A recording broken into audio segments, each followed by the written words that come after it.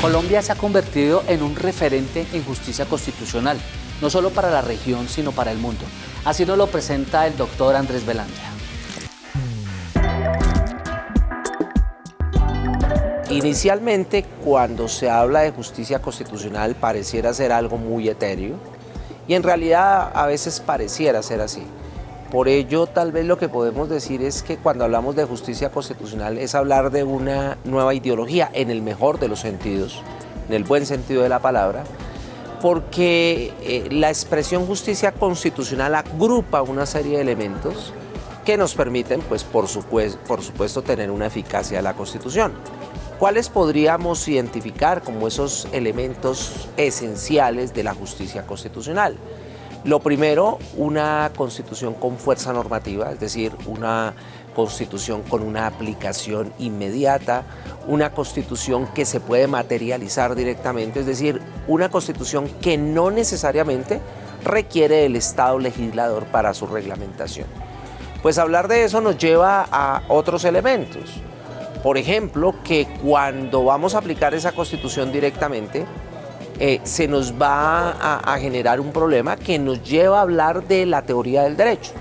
¿Y por qué la teoría del derecho? Porque los estados de derecho no siempre han sido iguales. Se habla de los paradigmas del Estado de Derecho. Primero, tal vez, que se identifica es el absolutista.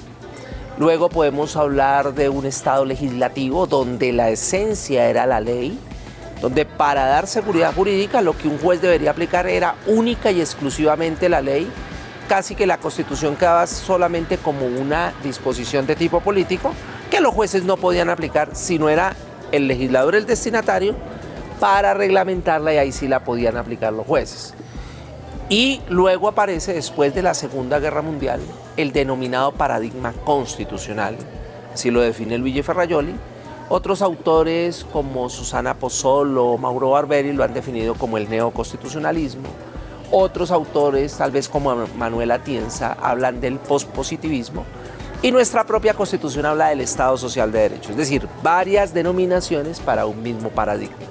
Este paradigma lo que nos obliga a hacer una aplicación directa de la Constitución, nos obliga a que los jueces tengan una mayor participación, y esto conlleva que los jueces se pueden convertir en legisladores. ¿Por qué? Porque al aplicar una disposición de tipo constitucional que no esté reglamentada, obliga al juez que en el propio caso cree la regla o la subregla, como diría el profesor Diego López.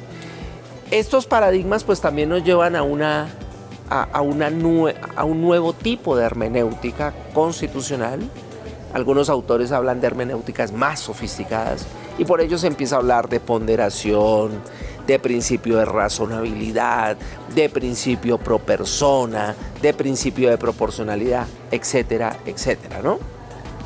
Y por supuesto, el último elemento es de la justicia constitucional fundamental, es el derecho procesal constitucional. Porque si los jueces no pueden aplicar directamente la Constitución a través de lo que hoy conocemos como acciones constitucionales, inexequibilidad o nulidad por inconstitucionalidad en lo objetivo, o en lo subjetivo, acción de tutela, habeas corpus, popular y de grupo, pues no podríamos llegar a ninguno de estos elementos.